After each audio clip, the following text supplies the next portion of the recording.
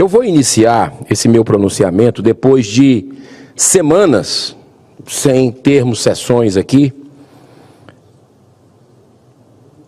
reproduzindo uma fala indecorosa do atual presidente do STF, ministro Luiz Roberto Barroso. Prestem atenção, eu não sou de fazer isso.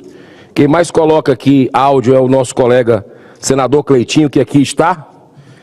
Mas eu peço permissão para colocar esse áudio aqui, que eu acho importante para a reflexão da provação que o Brasil está passando. Eu me lembro sempre de um episódio ocorrido com o saudoso professor Geraldo Ataliba, em que ele fazia uma palestra fumando com um cigarro. Numa época que se fumava diferentemente do que se fuma hoje. E a palestra era sobre a efetividade das normas jurídicas. No final da palestra dele, em que ele fumou durante todo o tempo, um cidadão levantou na plateia e falou assim: professor, o senhor fala tanto em efetividade das normas jurídicas, mas o senhor ficou fumando o tempo inteiro. E aqui a placa dizendo proibido fumar. E o Geraldo, que era um homem extremamente criativo, disse assim: meu amigo, o seu problema é a deficiência na interpretação das normas jurídicas. A placa que diz proibido fumar está aqui atrás de mim. Portanto, evidentemente, ela não se aplica a mim, porque eu não consigo ler de costas. E a outra placa está aí no auditório, que significa que só não pode fumar no auditório, enquanto que eu não descumpri norma alguma. De modo que a interpretação é sempre sujeita às múltiplas visões da vida aqui mesmo nessa tribuna. Senhor senador Plínio Valério, do estado do Amazonas, senador Isalci Lucas, do Distrito Federal, senador Sérgio Moro, do Paraná, que eu não havia citado ainda aqui. Esses risos ao fundo aí são do decano, o ministro Gilmar Mendes. Se fosse um filme de ficção, até caberia a risada diante do caso. Mas nós estamos falando da Suprema Corte de Justiça do Brasil. O ativismo judicial, político, ideológico é tão grande que está causando uma profunda distorção na principal missão dos ministros do STF, quando precisam julgar ações com fidelidade absoluta à Constituição do Brasil. Qual deve ser o espírito que deve nortear a interpretação sobre a constitucionalidade de determinado artigo?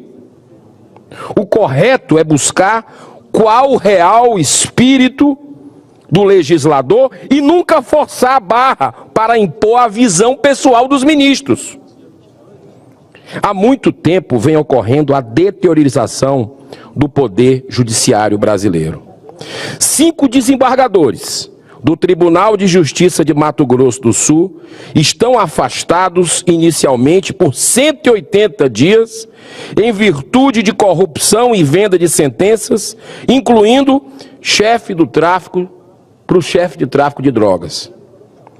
Além disso, segundo o portal da transparência do próprio tribunal, esses desembargadores vinham recebendo super salários de mais de R$200 mil líquidos por mês.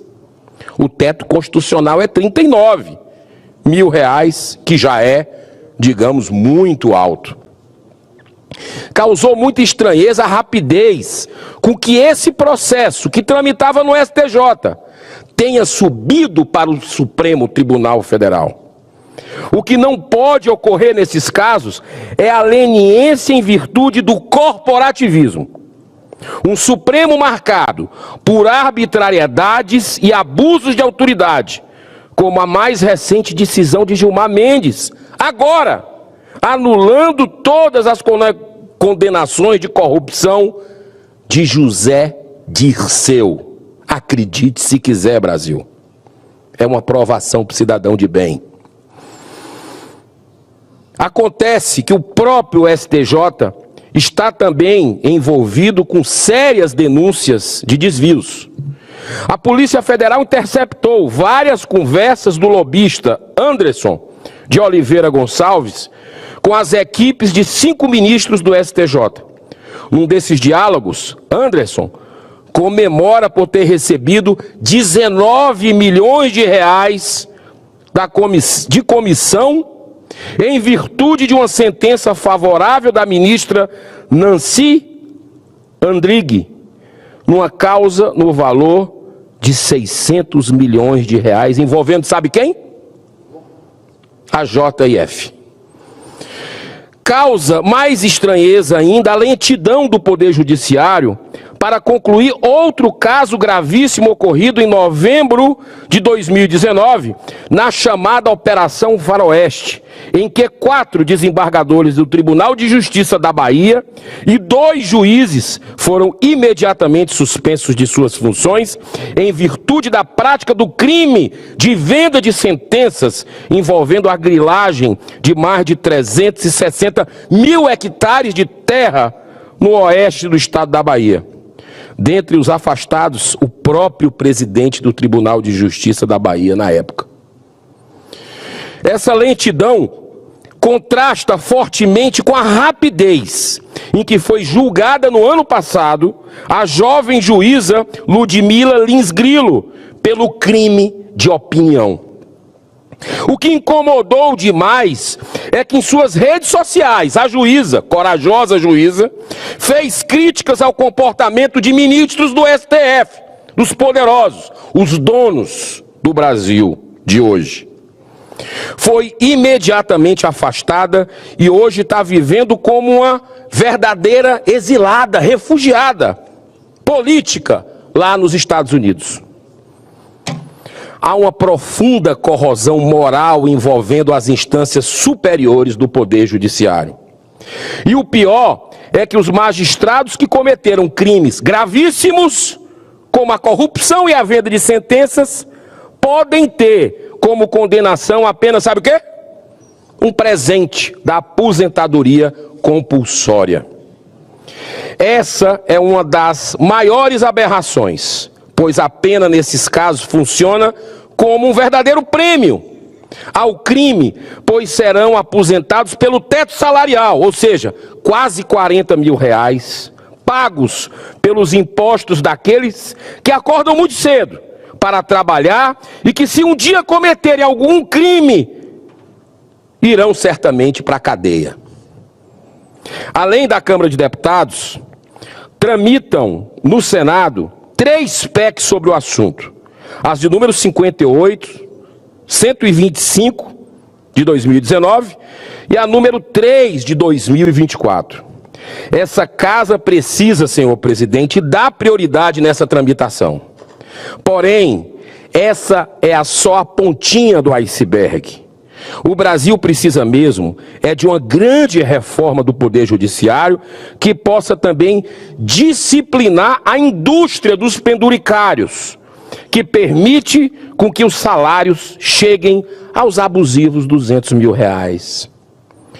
Mas o primeiro e decisivo passo é a admissão do pedido do impeachment de Alexandre de Moraes, com mais de 50 laudas, assinado por 157 deputados federais, 2 constitucionalistas, o Rodrigo Saraiva Marinho e o ex-desembargador Sebastião Coelho, e apoiado por quase 2 milhões de cidadãos brasileiros. É aquele super pedido de impeachment que nós demos entrada recentemente aqui e que durante essas eleições ficou meio que parado.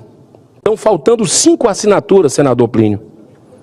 A gente não tem mais justificativa, porque voltamos com as atividades dessa casa agora, acabaram as eleições e o Senado já passou da hora de se levantar, romper com essa omissão covarde e finalmente cumprir com a sua obrigação constitucional. No minuto que me falta, eu peço ao povo brasileiro que não desista. Nós podemos até ser poucos parlamentares que estamos combatendo o bom combate, mas é a ajuda de vocês, brasileiros. Milhões orando por nós aqui, orando pelo Brasil. A guerra que a gente viu não é entre os homens, é uma guerra espiritual dessa nação próspera, que infelizmente poucos, mas poderosos, estão colocando de joelhos o cidadão de bem, com censura, com perseguição, com intimidação, para continuar esse sistema apodrecido aqui no Brasil. Mas não vai vencer, não.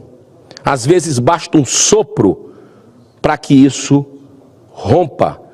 E é de uma forma pacífica, de uma forma ordeira, resiliente que nós vamos conquistar essa vitória.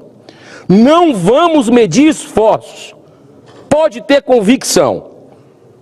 Esses 5 votos que faltam para construirmos a maioria dentro desse plenário, dessa Casa Revisora da República, que acabou de completar 200 anos, nós estamos ainda no ano do bicentenário. Eu tenho muita fé e esperança que a gente consiga dar esse presente, desse aniversário de 200 anos para o povo brasileiro, com a análise de um pedido de impeachment tramitando aqui, sendo aprovado. Faltam 5 votos. O brasileiro já sabe. Como checar, está aí os nomes de quem assinou já. Precisamos ir buscar e contamos com o apoio de todos os colegas aqui. Que Deus abençoe, muito obrigado, muita paz a todos. Obrigado, senador Girão, parabéns pelo pronunciamento, pelo posicionamento também. Na sequência... Gostaria de deixar claro que as opiniões e informações apresentadas aqui são de responsabilidade exclusiva de seus autores. Como criador deste conteúdo, não me responsabilizo por consequências. Pesquise e busque orientação profissional antes de decisões significativas.